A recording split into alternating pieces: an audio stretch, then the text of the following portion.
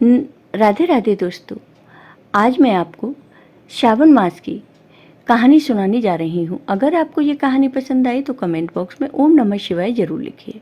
और अगर आप मेरे चैनल पर नए हैं तो मेरे चैनल को सब्सक्राइब कीजिए और बेल आइकॉन पर क्लिक जरूर कीजिए, जिससे हमारे वीडियो के नोटिफिकेशन आपको मिलते रहें। किसी नगर में भगवान शिव का एक भव्य मंदिर था, जहाँ हर वर्ष दूर दूर से भक्तजन शिव जी के दर्शन के लिए आते रहते थे। श्रावण का महीना चल रहा था। दूर दूर से कांवड़िए कांवड़ लेकर भगवान शिव को जल अभिषेक करने आए हुए थे। मंदिर का परिसर भक्तों की भीड़ से भरा हुआ था। तभी अचानक आकाश में बिजलियां चमकी और एक सोने का थाल उतरा। उसी के साथ एक भविष्यवाणी हुई, जो कोई भगवान शिव का सच्चा भक्त और प्रेमी होगा उसी को यह थाल मिलेगा। मंदिर के परिसर में उपस्थित सभी लोगों ने यह भविष्यवाणी सुनी। धीरे धीरे सभी इकट्ठे हो गए। जो लोग मंदिर की व्यवस्था देखते थे, उन्हें तो पूर्ण विश्वास था कि यह थाल हमें मिलेगा, इसलिए वे सबसे आगे जाकर खड़े हो गए। सबसे पहले एक पंडित जी आए और बोले, देखिए, मैं प्रतिदिन महादेव का अभिषेक करता हूँ, अतः मैं ही भोलेनाथ का सबसे निकटवर्ती प्रेमी और भक्त हूँ, इसलिए थाल मुझे मिलना चाहिए। इतना कहकर पंडित जी ने थाल उठाया। जैसे ही पंडित जी ने थाल उठाया, थाल पीतल का हो गया। यह देखकर पंडित जी बड़े लज्जित हुए। उन्होंने थाल यथा स्थान पर रखा और वहां से निकल गए।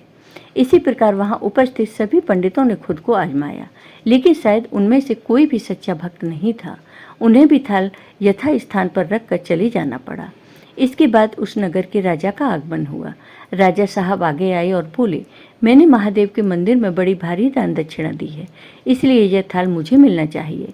इतना कहकर राजा साहब आगे बढ़े और थाल उठाया। जैसे ही राजा ने थाल उठाया, थाल तांबे का हो गया। यह देखकर महाराज भी लज्जित हुए और थाल यथा स्थान पर रखकर एक तरफ खड़े हो गए। इसके बाद इसी तरह एक से बढ़कर एक दानी, महात्मा और भक्त पधारे। उस थाल को उठाया, लेकिन किसी के हाथ में कुछ और किसी के हाथ में कुछ हो गया, लेकिन सोने का नहीं रहा। तब लोगों को पता चला कि हम में से कोई भी महादेव का सच्चा भक्त नहीं है। उसी समय एक किसान का आगमन हुआ। वो बेचारा महीनों बाद आज चतुर्मास के सोमवार के शुभ अवसर पर शिव जी के दर्शन करने आया था। गरीबी और गृहस्थी के बोझ तले दबा दिन रात खेतों में मेहनत मजदूरी करके अपने परिवार का गुजारा करता था। तभी रास्ते में आ ही रहा था कि कोई भिखारी मिल गया और कुछ खाने को मांगने लगा। उस किसान को दया आ गई। उसने अपने खाने के लिए जो खाना लाया था वह उस भिखारी को दे दिया।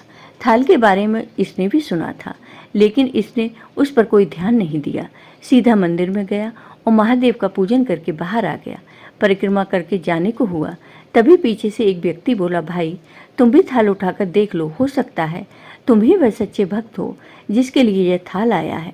किसान को लगा वह व्यक्ति उसका मजाक बना रहा है।